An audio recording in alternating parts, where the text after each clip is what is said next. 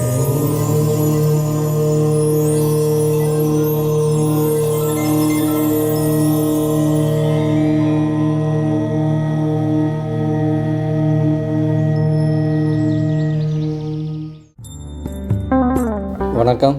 எல்லோரும் எப்படி இருக்கீங்க? நல்லா இருக்குங்களா? நல்லா இருக்கணும். நல்லா இருக்க மட்டும் தான் ஜாதக பலனை பார்க்குறோமே. பங்குனி மாத பலனை பார்க்க போகிறோம். இந்த பங்குனி மாதம் ஒவ்வொரு ராசிக்கும் எப்படி இருக்கும் அப்படின்னு நம்ம பார்க்கலாம்.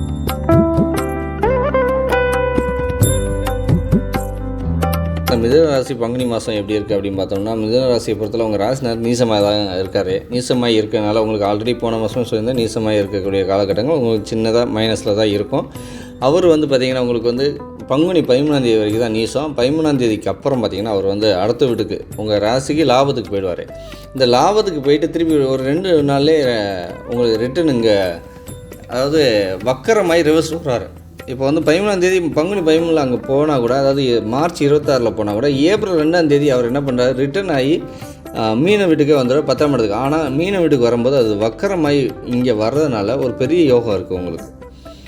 என்னென்னா, உங்களுக்கு மாத ஆரம்பத்தில் அவர் நீசமாகி ஒரு 15ஆம் வரைக்கும் அப்படியே போயிட்டு இருந்தால் கூட, அந்த 15ஆம் அப்புறம் வக்கரமாகி 10ஆம் வீட்டில் வரும்போது நீசமாவார். இந்த நீசங்கிற வீடு வக்கரமாகும்போது ஒரு பெரிய லெவலில் பலத்தை கொடுக்கும்.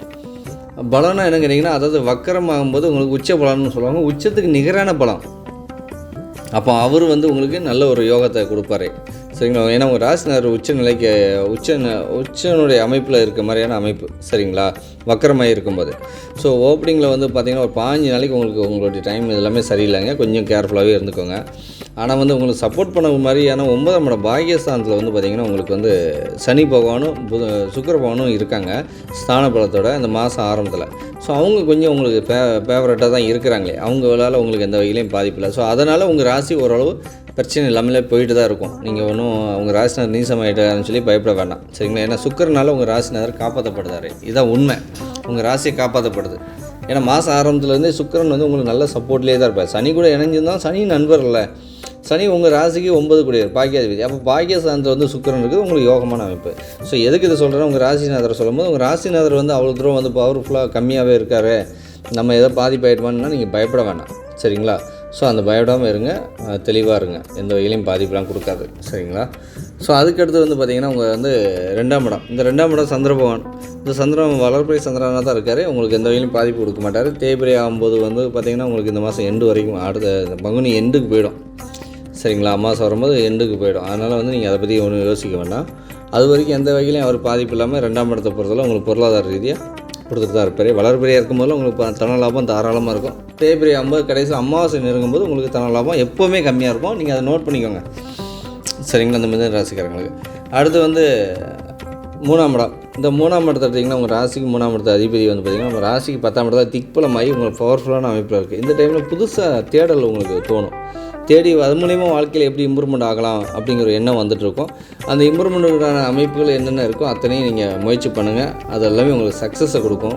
ஏன்னா அவர் சுபத்துவமாக இருக்கார். சூரிய பகவான் 10ஆம் இடத்துல சுபத்துவமாக இருக்கார். நல்லா அதாவது சுக்கிரனுடைய இணைஞ்சு சுக்கிரனுடைய இணையும் போது அவர் ரொம்ப பிற்பாதியில் ரொம்ப பவர்ஃபுல்லான அமைப்பில் இருப்பார். யாரும் சூரியன்.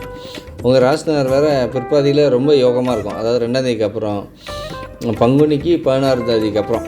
சரிங்களா? ஸோ உங்களுக்கு அதுவும் வர உங்களுக்கு நல்லா பவர்ஃபுல்லான அமைப்பில் வரும்போது சூரியனாகப்பட்ட 10ஆம் இடத்துல திக்பலம் ஆகும்போது 3ஆம் இடத்த அதிபதி முயற்சி ஸ்தானாதிபதி வெற்றிக்கூடியவர் அவர் தான். ஸோ பெரிய லெவலில் உங்களுடைய வாழ்க்கையில் இந்த பிற்பாதி உங்களுக்கு நல்ல அமைப்பில் இருக்கும். பெரிய ஆட்களுடைய தொடர்புலாம் கிடைக்கும் இந்த காலகட்டத்தில். சரிங்களா? அதாவது சூரியன் உங்களுக்கு குருவுடைய வீட்டில் இருக்கனால அவர் உள்ளே வந்தோடனே ஒரு பெரிய ஆட்களுடைய தொடர்புலாம் இதெல்லாம் இருக்கும். அதை புரிதல் தன்மை உங்களுக்கு இல்லாமல் நீங்கள் அதை விட்டுருவீங்க. ஆனால் பிற்பாதியில் நல்லா புரிஞ்சுக்கிட்டு பெரிய லெவலில் உள்ள ஆட்களுடைய தொடர்பு மூலிமா வெற்றி கிடைக்கும். சரிங்களா? ஸோ அதை நீங்கள் உணர்ந்து பாருங்கள். அதை நீங்கள் அண்டர்ஸ்டாண்ட் பண்ணிக்கிட்டீங்கன்னா மட்டும்தான் அது உணர முடியுமே. சரிங்களா? ஸோ அது கண்டிப்பாக உங்களுக்கு மிதுன ராசிக்காரங்களே புரிதல் திறமை அதிகமாக இருக்கும். யாருக்கு எப்படி பேசணும் அப்படி பேசிட்டு போயிட்டே இருப்பீங்க. ஆனால் இருந்தாலும் இந்த காலகட்டம் கொஞ்சம் வீக்காகி திருப்பி நல்லாகும்போது நல்லாயிருக்கும். Okay, super. அடுத்து உங்கள் ராசிக்கு 4ஆம் இடம். இந்த 4ஆம் இடத்தை எடுத்திங்கன்னா கேது இருந்துக்கா கூட கேதால் எந்த வகையிலும் உங்களுக்கு பாதிப்பு கிடையாது. அதே நேரத்தில் உங்கள் ராசிநாதருக்கு நீசமாகி நான் இதே சொன்னது மாதிரி தான் 4ஆம் வீட்டு அதிபதி தான் அவர் சுகஸ்தானாதிபதி. மாத ஆரம்பத்தில் பார்த்திங்கன்னா கொஞ்சம் சின்ன உடல்நிலையெல்லாம் சோர்வாக இருக்க மாதிரியே இருக்கும். ஒரு உடம்பு முடியாத மாதிரி ஒரு ஃபீல் உணர்வீங்க நீங்கள். அதுக்கப்புறம் இந்த சுக்கிரன்லாம் உச்சமாகி உங்களுக்கு அந்த இடத்துல 4ஆம் இடத்தை பார்க்கும்போது உங்களுக்கு ஒரு வலு கிடைச்சிரும் பிற்பாதியில். அதேமாதிரி உங்கள் ராசிநாதரும் அதுக்கப்புறம் நல்ல பவர்ஃபுல்லான அமைப்பில் வரும்போது இந்த 4ஆம் இடத்துடைய நல்ல விஷயங்கள் பிற்பாதியில் ரொம்ப உடம்பு பவர்ஃபுல்லாக இருக்க மாதிரி உணர்வீங்க. சரிங்களா? ஸோ அது அண்டர்ஸ்டாண்ட் பண்ணிக்கோங்க. நான் என்ன சொல்கிறேன்னு உங்களுக்கு புரியும். ஏன்னா உங்கள் ராசிக்கு சொன்னது தான் உங்கள் 4ஆம் வீட்டு அதிபதி உங்கள் ராசிநாதர் தான். ஸோ அது உங்களுக்கு அண்டர்ஸ்டாண்ட் பண்ணிட்டீங்கனாலே நான் என்ன சொன்னேன்னு புரிஞ்சுக்கிட்டனாலே உங்களுக்கு உணர்வுகள் கிளியராக தெளிவாக தெரிஞ்சுக்கிட்டீங்க. அதே மாதிரி 5ஆம் இடம், இந்த 5ஆம் வீட்டு அதிபதி மாதம் 30, அதாவது இந்த மாதம் லாஸ்ட்டில் 31ஆம் தேதி உச்சமாகிறார். இந்த 5ஆம் வீட்டு அதிபதி உச்சமாகி 4ஆம் இடத்தை பார்க்குறாரு. அதிர்ஷ்டம், பொருளாதாரம், வருமானம் எல்லாத்தையும் ரெட்டிப்பாகி கொடுக்கும். படிக்காத, அதாவது பிற்பாதியில் கல்வியிலலாம் மேன்மையான அமைப்பில் இருக்கும். நல்ல இடத்துல சீட்டு கிடைக்கும். நான் எந்த காலேஜ் எதிர்பார்க்குறீங்களோ அது எல்லாமே 31ஆம் தேதிக்கு மேலே நீங்கள் போடுங்க. சீட்டெலாம் உங்களுக்கு உடனே கொடுப்பாங்க. எந்த தங்கு தடையின்றி மிதுன ராசிக்காரங்களுக்கு சீட்டு கிடைக்கலாம். அந்த மாதிரியான அமைப்பு. வயசானவங்க ஏதாவது உடம்பு சரியில்லை, ஹாஸ்பிட்டலுக்கு நீங்கள் எப்போ போகலாம், ஏதாவது செக்கப் போகணும் வைக்கணும்னா கூட நீங்கள் ஏப்ரல் 2ஆம் தேதிக்கு மேலே போங்க. அது வரைக்கும் அதுக்கு முன்னாடி உடம்பு ரொம்ப முடியாமல் வைக்காமல் இருந்தால் மட்டும் போங்க. இல்லைனா செக்கப்பு இந்த மாதிரி விஷயங்கள் நீங்கள் வயசானவங்க போகிறீங்க அப்படின்னா ஏப்ரல் 2ஆம் தேதிக்கு அப்புறம் போங்க. சரிங்களா? இந்த மாதம் பங்குனி மாதத்தில் ஆரம்பத்துலாம் போகவே போகாதீங்க. சரிங்களா? இறை வழிபாடு மட்டும் பண்ணுங்கள். உங்களுக்கு வழிபாடு பண்ணணும்னு நினச்சிங்கன்னா நீங்கள் புதன் பகவானுடைய வழிபாடு மாத ஆரம்பத்தில் பண்ணுங்கள். சரிங்களா? அதெல்லாம் உங்களுக்கு நன்மையை செய்யும். அடுத்து பார்த்திங்கன்னா உங்களுக்கு ராசிக்கு 5ஆம் இடத்து அதிபதியால் அதிர்ஷ்டம் எல்லாமே கிடைக்குது. அடுத்து 6ஆம் இடம், இந்த 6ஆம் இடத்து அதிபதி பார்த்திங்கன்னா உங்களுக்கு செவ்வாய். ஆனால் அவர் லாபாதிபதியும் கூட. ஸோ அவர் பார்த்திங்கன்னா சனி கூட சேர்ந்து சனிக்கும் அவருக்கும் ஒரு யுத்தம் போய்கிட்டுருக்கும் 9ஆம் இடத்துல. சரிங்களா? அது பார்த்திங்கன்னா அந்த யுத்தத்தினால என்ன கேட்டிங்கன்னா உங்களுக்கு செய்யக்கூடிய கெடுபல்னால் அவரால் செய்ய முடியாமல் இருப்பார். சரிங்களா? அது எப்போ கேட்டிங்கன்னா நம்ம ஏப்ரல் 5 to ஏப்ரல் 15 வரைக்கும் அவரால் உங்களுக்கு எந்த வகையிலையும் செவ்வாயால் பாதிப்பே இருக்காது. அப்புறம் ஏப்ரல் 5னா இந்த யுத்தங்கிறது எதில் வரும்னா உங்களுக்கு நோய் கொடுக்கக்கூட அந்த செவ்வாயால் தான் முடியுமே. அந்த நோயை கூட அவரால் கொடுக்க முடியாது. சரிங்களா? ஏன்னா அவரே தெளிவு இல்லாமல் இருக்கார்ல.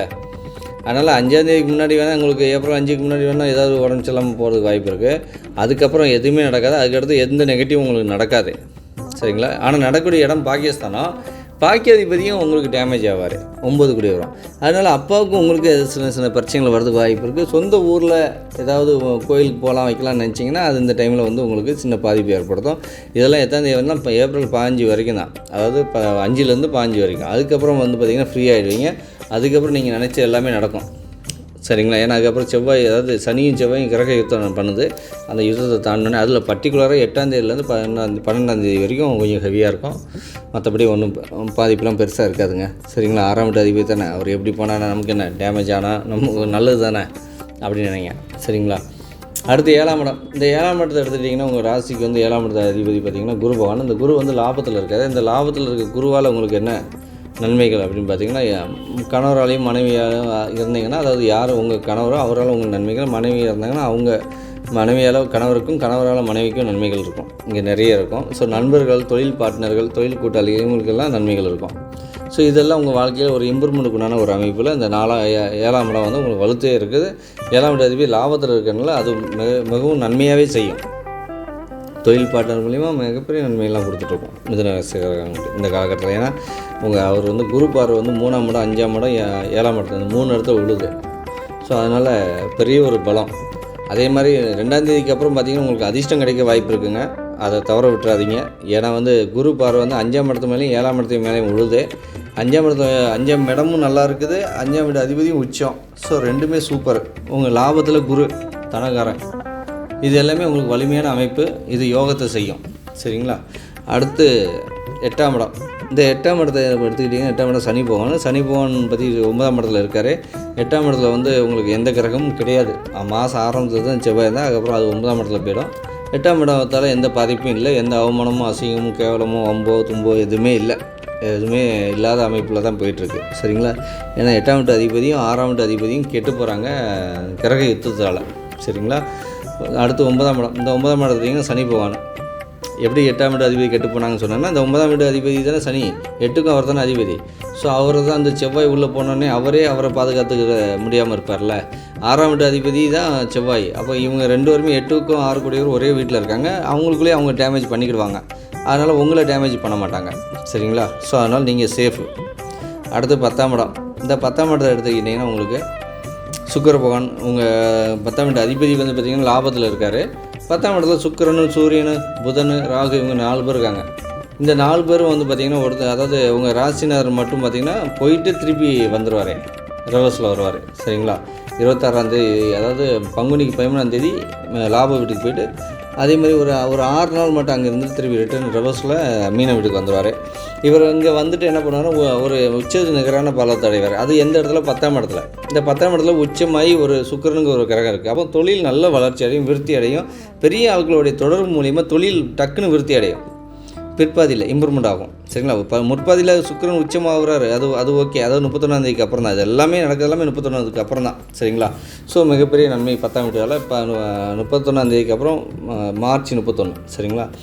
அதுக்கப்புறம் சுக்கிரனால நன்மைகள் கிடைக்கும். அதுக்கு முன்னாடி வரைக்கும் சூரியனால நன்மைகள் கிடைக்கும். சரிங்களா? ஸோ இதனால் எந்த வகையிலும் உங்களுக்கு பாதிப்பு இல்லை. இங்கே வந்து கிரகம் வந்து பார்த்திங்கன்னா உங்களுக்கு வந்து ராகுங்கிற கிரகம் ரிவர்ஸ்லேயும் சூரியங்கிற கிரகம் ஆப்போசிட்லேயும் போகும். கிரகணம் பண்ணும். ஆனால் அது பெரிய லெவலில் பாதிப்புலாம் இருக்காது. ஏன்னா உங்களுக்கு 3 கூடியவர் தான், மறைவு ஸ்தானாதிபதி தான். 10ஆம் இடத்துல போய் அவர் ட்ராவல் ஆகும்போது உங்களுக்கு ஒரு பெரிய லெவலில் பாதிப்புலாம் கொடுக்காது. ஆட்டோமேட்டிக்காக 10ஆம் இடம் உங்களுக்கு நல்லாயிருக்கு. 11ஆம் இடம் இந்த குரு பகவானும் சந்திரனும் இருந்து ஆரம்பிக்கிறாங்க. ஆரம்பத்தில் அப்புறம் சந்திரன் போயிடுவார், குரு மட்டும் இருப்பார். குரு வந்து உங்களுக்கு எந்த வகையிலையும் பாதிப்பு தரக்கூடிய இடத்துல இல்லை அவர். சரிங்களா? உங்களுக்கு பாதகாதிபதி 7ஆம் வீட்டு அதிபதி தான். ஆனால் வந்து அவர் பாதிப்பு தர மாட்டார். லாப வீட்டில் இருக்கார்ல, அதனால் பெருசாக பாதிப்பில் இருக்கார். சூப்பராக இருக்கும். சரிங்களா? குருவால் ஆதாயம் இருக்குது, வருமானம் இருக்குது, அதிர்ஷ்டமும் இருக்குது இந்த மாதத்தில். சரிங்களா? 31ஆந்தேதிக்கு அப்புறம் அடுத்து வந்து 12ஆம் இடம். இந்த 12ஆம் இடத்துல எடுத்தீங்கன்னா 12ஆம் வீட்டு அதிபதி உச்சம், நிம்மதியான தூக்கம், தேவையான அளவு எல்லா வகையிலையும் வசதி வாய்ப்புகள். இந்த வசதி வாய்ப்புகள் வந்தாலே நீங்கள் எதிர்பார்த்த விட அதிகப்படியான உங்களுக்கு தேவையானது கிடைச்சிச்சின்னு என்ன ஆகும்? அதாவது அவங்கவுங்க தகுதிக்கு தகுந்த மாதிரி கிடைக்கும்னு சொல்ல வருவேன் நான். சரிங்களா? வசதி வாய்ப்புலாம் என்ன? ஒரு ஏழை குடிசையில் பிறக்கணும்னா அந்த குடிசைக்கு தேவையான 500 ரூபாய்க்கு 1000 ரூபாய் 2000 ரூபாய் கிடைக்கும் வருமானம். அன்றைக்கி 500 தான் கிடைக்குன்னு வச்சு போனார்னா 2000 கிடைக்கும். ஸோ ஒருத்தர் 2000 சம்பாதிக்கணும்னா அவனுக்கு 20000 இல்லை 10000 அப்படி கிடைக்கும். அப்படி கிடைச்சா அவனுக்கு கொஞ்சம் நிம்மதியாக இருக்கும். அந்த மாதிரி 12ஆம் வீட்டு அதிபதியால் உங்களுக்கு மிகப்பெரிய நன்மைகளுக்கு இருக்குது இந்த மாதத்தில். ஸோ உங்களுக்கு மிகப்பெரிய யோகம். 5ஆம் வீட்டு அதிபதியும் அவர் தான், சுக்கிரன் தான், 10ஆம் இடத்துல இருக்குது, யோகம் தான். ஸோ இந்த மாதம் நீங்கள் வழிபடக்கூடிய தெய்வங்கள் என்ன அப்படின்னு பார்த்தீங்கன்னா, நீங்கள் வந்து புதன் பகவானை புதன்கிழமைக்கு கம்பல்சரி பாருங்கள். எந்த இதுனா பங்குனி மாதம் பிறந்ததுலேருந்து நீங்கள் பாருங்கள். ஏன்னா உங்கள் ஆள் நீசமாக இருக்கார். அப்போ பங்குனி மாதம் பிறக்கும்போது எந்த புதன்கிழமை வருதோ பெருமாளை வழிபாடு பண்ணுங்கள். அது 15ஆந்தேதி வரைக்கும், அதாவது 26 மார்ச் முடிகிற வரைக்குமே நீங்கள் பண்ணணும். பங்குனி மாதம் பிறந்து பங்குனி 15ஆந்தேதி வரைக்கும் நீங்கள் வந்து முடிஞ்ச வரைக்கும் எத்தனை வாட்டி உங்களால் பெருமாள் கோயிலுக்கு போக முடியுமோ அத்தனை வாட்டி நீங்கள் போயிட்டு வாங்க. முடிகிற வரைக்கும் போங்க, அவ்வளோதான். சரிங்களா? நீங்கள் அதை போயிட்டு வரும்போது உங்களுக்கு நன்மைகள் நடக்கும். அதே நேரம் துர்க்கை அம்மன், விஷ்ணு துர்க்கையை வழிபாடு பண்ணுங்கள், உங்களுக்கு மிகப்பெரிய நன்மையை கொடுக்கும். சரிங்களா? ஸோ ஏன்னா துர்க்கை வந்து ராகு பகவானை குறிக்கும். அந்த ராகுவும் வந்து புதனும் உங்கள் ராசிலே இருக்கிறதுனால, அதை 10ஆம் இடத்துல இருக்கிறதுனால, உங்கள் ராசிநாதர் கூட இருக்கிறதுனால ராகுவால் உங்கள் ராசிநாதர் எந்த வகையிலையும் பாதிக்கக்கூடாது. ஏன்னா பெருமாளுடைய அம்சம் தான். பெருமாள் வந்து மெத்தையை கொடுத்து தான் வச்சுருக்காரு. ராகு பகவான் வந்து அவர் உடம்பை மெத்தையாக்கி தான் வச்சுருக்காரு.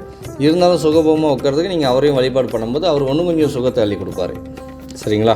ஸோ இது எல்லாமே உங்களுக்கு வாழ்க்கையில் இந்த மாதம் வந்து மிகப்பெரிய நன்மையை கொடுக்கும். பிற்பாதியில் மிகப்பெரிய யோகமாக அமையும். அதை யூஸ் பண்ணி ஜெயிக்க பாருங்கள். ஸோ வழிபாடு முறைகளை கம்பல்சரி செய்யுங்க. சரிங்களா? இறை வழிபாடு நிச்சயமாக தேவை. ஏன்னா மனசுக்கு வந்து ஒரு நாளே மனசு தெளிவாக இருக்காது. இந்த நம்ம ராசினார் நீசமாயிட்டாலே தெளிவு இருக்காது.